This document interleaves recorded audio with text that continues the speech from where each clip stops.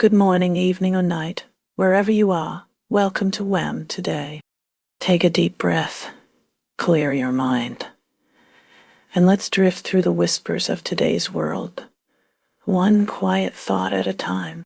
As we wrap up Thursday, 24th April, 2025, let's see what stories are unfolding around us. China. China is set to launch the Shenzhou 20 spaceflight on April 24th, carrying astronauts Chen Dong, Chen Zhongrui, and Wang Ji.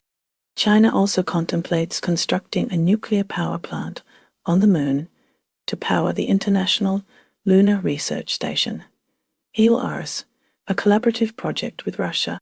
Li Pengxin, formerly a deputy secretary of the Communist Party Committee in Xinjiang, received a suspended death sentence for corruption after amassing especially huge sums.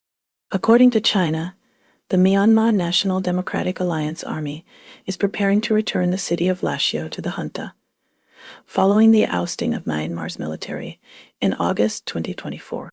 The Chinese government faces a dilemma in balancing economic growth with maintaining strict social control through its United Front Work Department.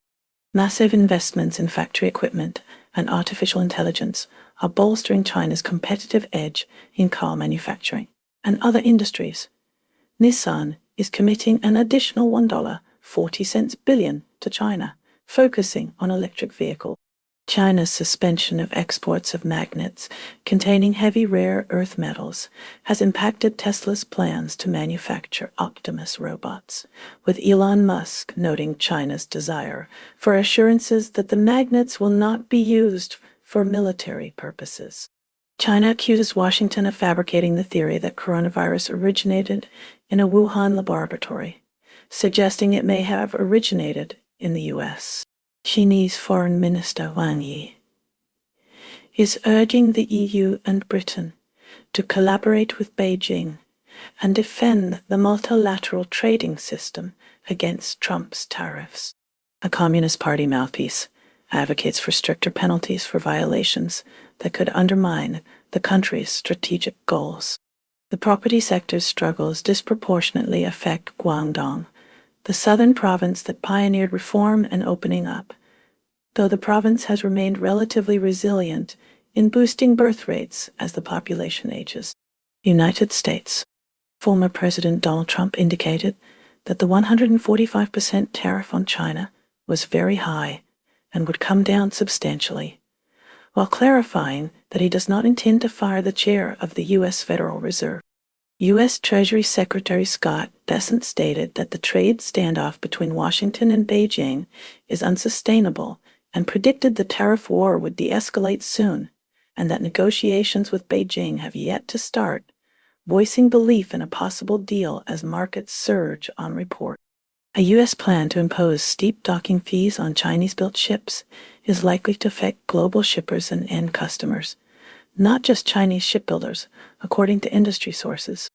U.S. trade officials finalized plans to impose tariffs as high as 3,500% on solar panel imports from 4 Southeast Asian countries, aimed at curbing alleged subsidies and dumping practices linked to Chinese manufacturers. Myanmar. The Myanmar National Democratic Alliance Army is preparing to hand the city of Lashio back to the junta, as stated by China, following the ousting of Myanmar's military in August 2024. Global. Singaporean geostrategist Kishore Mahbubani contends that both China and the U.S. have benefited from globalization. Japan's strong economic ties with China and the United States are being tested by recent trade tensions. Observers note that Beijing often links access to assistance with support for China's preferred policy positions. United States faces numerous legal challenges to the Trump administration's policies, with law firms seeking injunctions against executive orders. Federal Judge Palak Sinus accused the administration of bad faith in a deportation case. Anti-Trump rallies occurred in the Northern Mariana Islands, protesting the removal of due process. The Supreme Court ruled that immigrants who agree to leave are entitled to some deadline flexibility. RFK Jr. announced a plan to phase out 8 artificial food dyes, accompanied by measures from the Department of Health and Human Services and the Food and Drug Administration. Donald Trump's team has considered weakening the U.S. dollar, potentially impacting its global dominance. Trump also signaled a possible thaw in the trade war with China, leading to a rally in U.S. stocks, particularly for Tesla.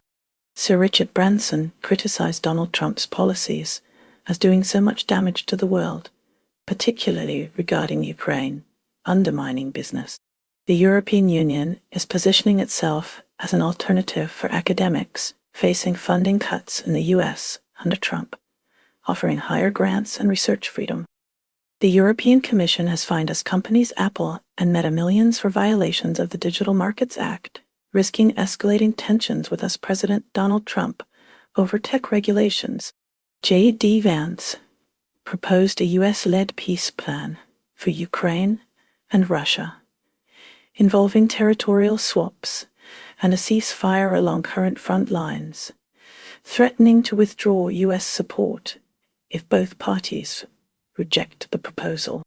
Turning to the Russia-Ukraine conflict, J.D. Vance proposed a U.S.-led peace plan for Ukraine and Russia, involving territorial swaps and a ceasefire along current front lines, threatening to withdraw U.S. support if both parties reject the proposal. Ukrainian President Volodymyr Zelensky is resisting ceding territory to Russia in any potential peace agreement, while Ukraine's deputy PM ruled out any agreement that hands Russia stronger foundations. It needs to regroup and return. Marco Rubio emphasized the need for Russia and Ukraine to compromise in ongoing negotiations. There is speculation that Putin may be ready to stop the Ukraine war along the current front line. Polish Foreign Minister denounced Russian aggression in an address to Parliament, questioning if Russian leaders don't have enough land. The Russian army reported blasts at a military depot near Moscow in Barsovo, with 4 people wounded. In Russia, Dutch intelligence reported growing cyber attacks aimed at destabilizing society. Kremlin critic Vladimir Karamurza has been decried for a racist rant about ethnic minority troops fighting for Russia in Ukraine. Meanwhile, in China, analysts suggest that Vietnam's reported move to buy us F-16 jets could end 70-year defense ties with Russia and risk China's wrath. Dutch intelligence reports growing cyber attacks from Russia aimed at destabilizing society and cites threats from China amid its support for Moscow. The European Union is presenting itself as a safe destination for academics facing funding cuts in the US under Trump, offering higher grants and research freedom. The European Commission has fined us companies Apple and Meta millions for violations of the Digital Markets Act. The EU's fines for digital competition violations risk escalating tensions with us, President Donald Trump, over tech regulations. The EU to Australia. The West's geopolitical partnerships have fractured due to Donald Trump's tariffs, but suspicions about Beijing persist. State-backed energy firms and private distributors may have to renegotiate long-term liquefied natural gas contracts. Elsewhere, Sharon Osbourne urged us authorities to revoke work visas for NECAP after the Irish rap group denounced Israeli attacks on Gaza at Coachella. Experts are concerned that Pete Hegseth's disclosures of sensitive military intelligence in unsecured signal group chats has weakened the Pentagon. The U.S. defense chief reportedly shared the information about the pending strikes in Yemen with a group that included his wife and brother. The UN Health Agency is bracing itself for the planned full withdrawal of the U.S., traditionally its largest donor by far. Japan is actively working to disentangle trade and security issues with the United States, with Prime Minister Shigeru Ishiba asserting that Japan will no longer automatically concede to U.S. demands. Kono is advocating for correcting President Trump's trade data, arguing that regional security and relations with China should remain separate from trade discussions. Japan is considering using U.S. rice imports and increased LN imports from the U.S. having imported $542.6 billion of Lang in 2024 as leverage in tariff negotiations. The country is also employing a diplomatic approach to challenge President Trump's arguments, although its security pact with Washington likely outweighs economic alignment with Beijing regarding tariffs.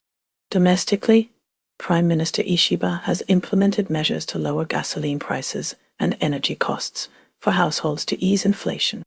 Japan has classified acute respiratory infection, RRI, as a Category 5 disease under the Infectious Diseases Control Law, and the New Health Institute has released its initial RI case report. In technological advancements, Fujitsu and Riken have jointly developed a cutting-edge quantum computer amidst growing competition to miniaturize quantum computers and enhance error detection. Nintendo President Shuntaro Furukawa announced significant demand for the Switch 2 console in Japan, with 2.2 million lottery sale applications submitted online. A Japanese research team is also pioneering innovative medical treatments, utilizing IPS cells to treat chronic kidney disease in mice with the goal of creating an effective therapy for humans. Japan is also dedicating resources to international cooperation and cultural exchange. Sendai will host the UN Disaster Reduction Conference in 2027, marking its first time being held in the country. The World Expo 2025 is set to occur on Yumeshima in Osaka Bay, featuring 158 participating countries and an anticipated 28 million visitors.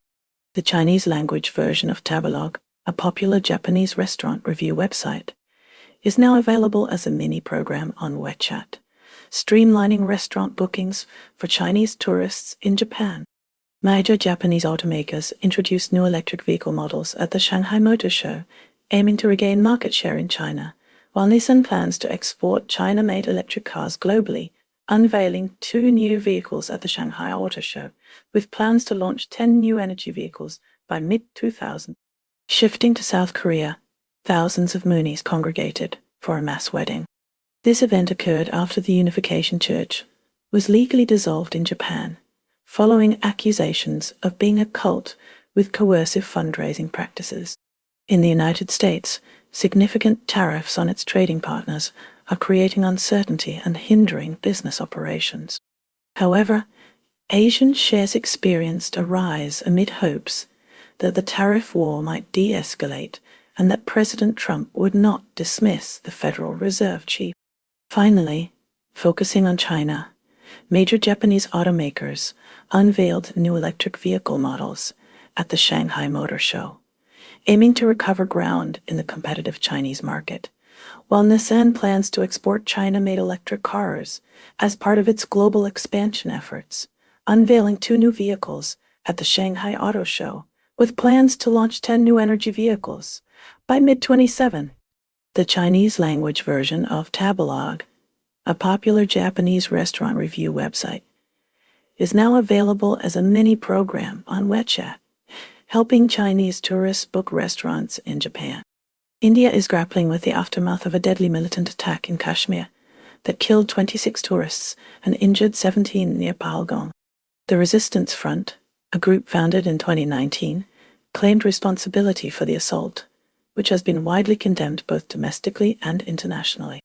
Indian security forces have initiated a major operation to apprehend the perpetrators, with the defense minister promising a swift response.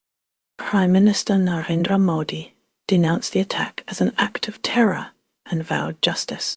Security measures have been amplified throughout the region. India has also decided to shut a key-line border with Pakistan and suspend a water-sharing treaty, citing cross-border linkages to terror activities in Kashmir. Meanwhile, in Sri Lanka, President Anura Kumara Dissanayake has voiced strong condemnation of the Pahalgam terrorist attack and offered his support to the people of India. Shifting focus to Singapore, an Indian national faces charges for allegedly molesting a crew member on a Singapore Airlines flight originating from Australia in February. Israel ceased designating areas within Gaza as humanitarian zones, raising concerns about civilian safety. Israeli military actions in Syria risk alienating potential allies. Gaza's healthcare system is collapsing, with critical shortages endangering dialysis patients. An Israeli military operation intercepted a missile, likely from Yemen, without casualties. In Lebanon, an Israeli drone strike near Dama killed an Islamist leader and another person. Multiple Israeli strikes in Gaza resulted in at least 14 Palestinian deaths, mainly women and children, and destroyed equipment. One strike on a Gaza City shelter killed 13, with 6 still trapped. The Israeli government briefly posted condolences for Pope Francis before deleting the message. Aliza Magan, a high-ranking Mossad woman, has died at 87 after a career in undercover work. United Kingdom is navigating a complex landscape of political and economic challenges. Following as Secretary of State Marco Rubio's withdrawal and uncertainty surrounding Russia's intentions, ministerial-level peace talks involving the US, France, Germany, the UK, and Ukraine scheduled for London were postponed. Independent MP Rosie Duffield, previously affiliated with the Labour Party, criticised Keir Starmer, describing him as a manager rather than a leader. NatWest Chair Rick Haythornthwaite thanked UK taxpayers for the bank's 2008 bailout, as the bank moves towards returning to private ownership. Several UK NGOs are pushing for a more assertive strategy to end UK involvement in what they term the Gaza genocide, advocating a departure from traditional diplomacy.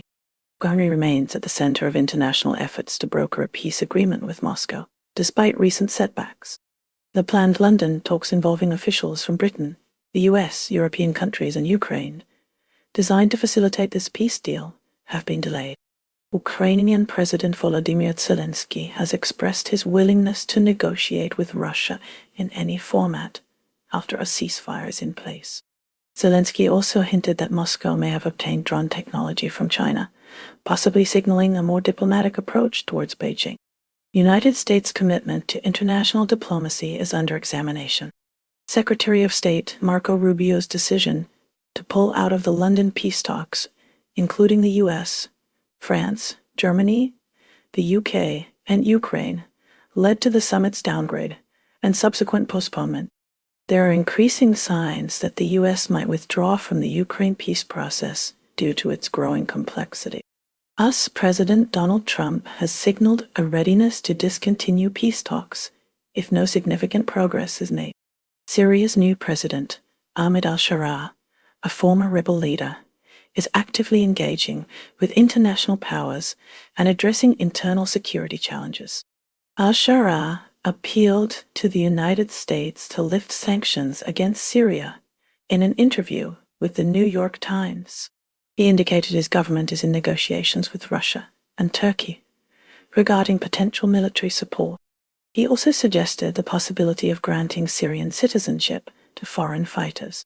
Domestically, Syrian authorities made rare arrests of members of Hayat Tahrir al-Sham, the rebel group that overthrew President Bashar al-Assad, at a checkpoint in Homs.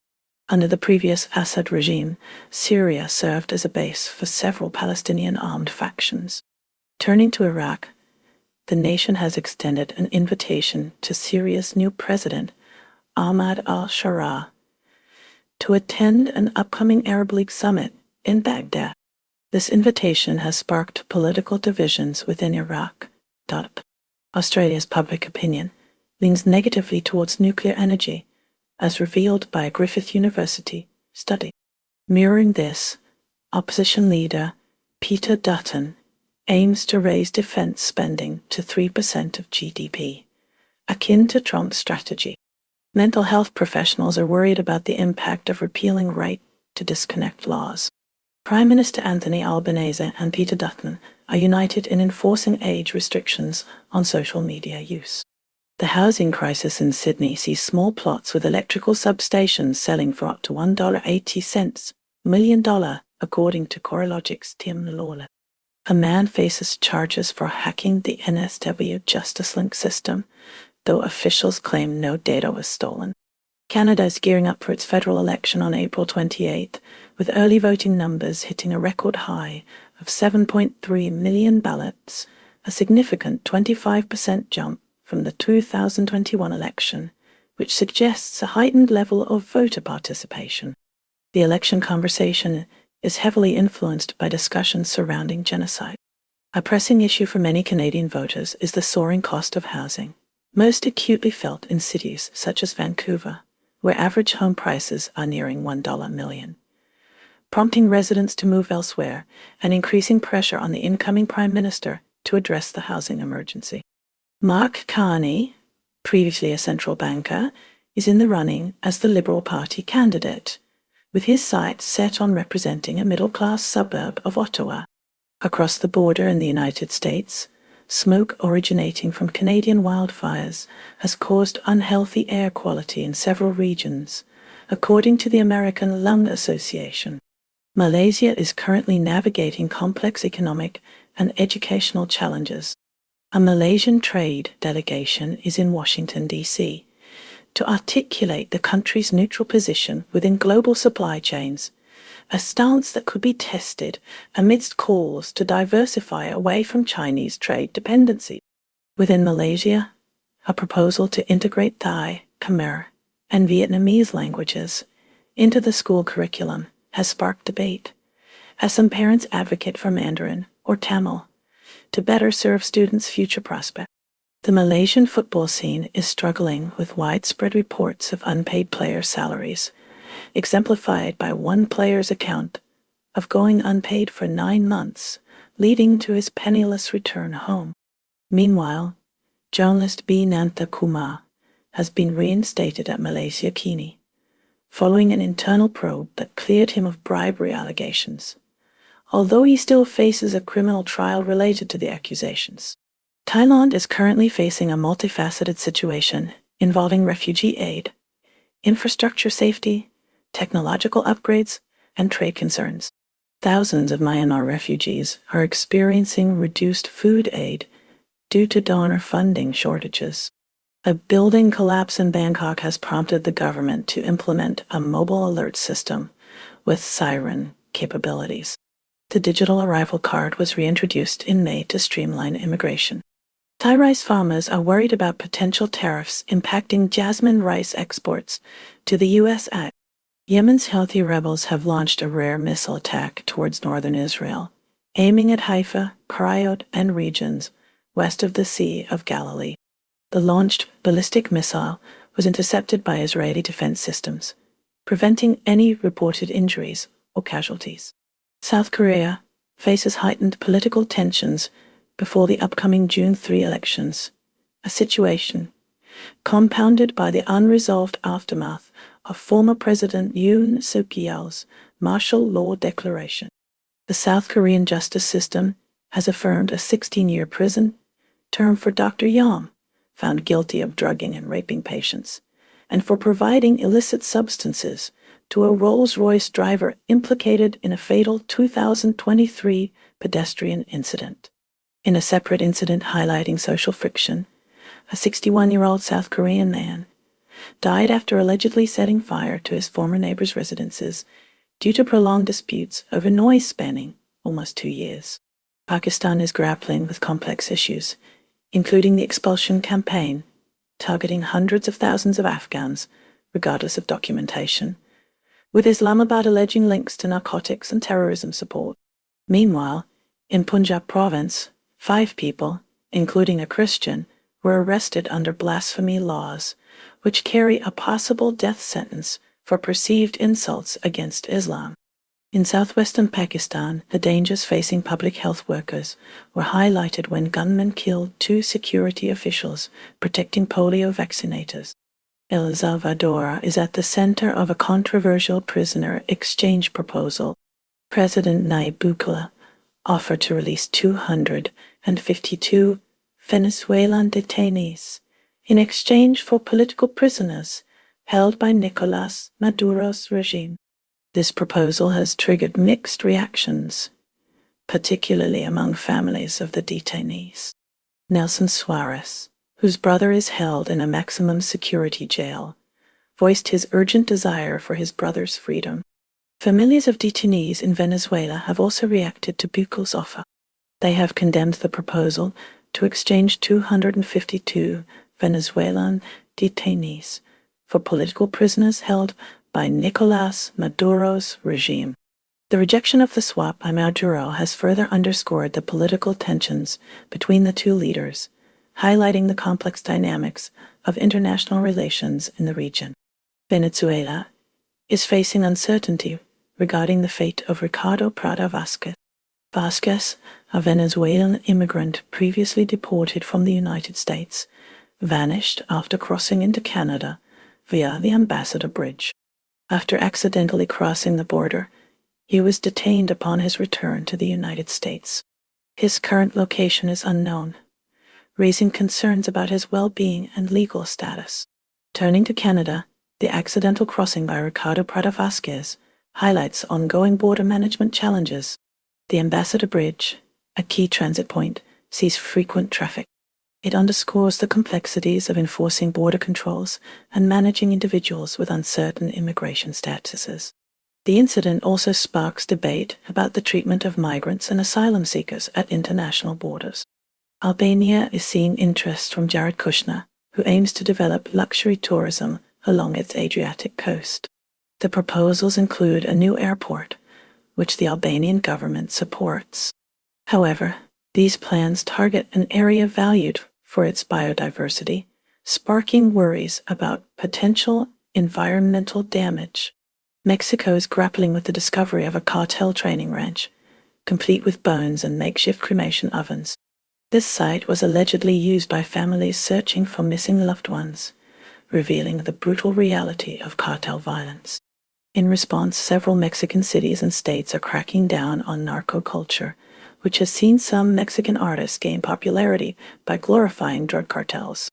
Meanwhile, President Claudia Sheinbaum has publicly criticized U.S. Secretary of Homeland Security Kristi Noem's claims that migrants are responsible for societal issues in the United States. Costa Rica is extending a protective hand to migrants deported from the United States. They can choose to integrate into Costa Rican society or depart for other destinations. This measure seeks to ensure the safety and welfare of these individuals. They were previously subjected to indefinite detention. Argentina mourned Pope Francis with an open-air mass in Buenos Aires. The Pope, during his time in office, never returned to his home country. His decision was reportedly influenced by fears of political exploitation. India is reeling from a terror attack in Pahalgam that has drawn condemnation from global leaders. Donald Trump affirmed the United States' solidarity with India in combating terrorism. Vladimir Putin also denounced the attack. Giorgia Meloni expressed her condolences and support. Singapore's election campaign is underway, revealing unexpected candidate shifts and a heated battle in the Tampines Group Representation Constituency, GRC, indicating a potentially less predictable election than initially anticipated. This May 3 election serves as an important indicator of public trust in Prime Minister Lawrence Wong's leadership.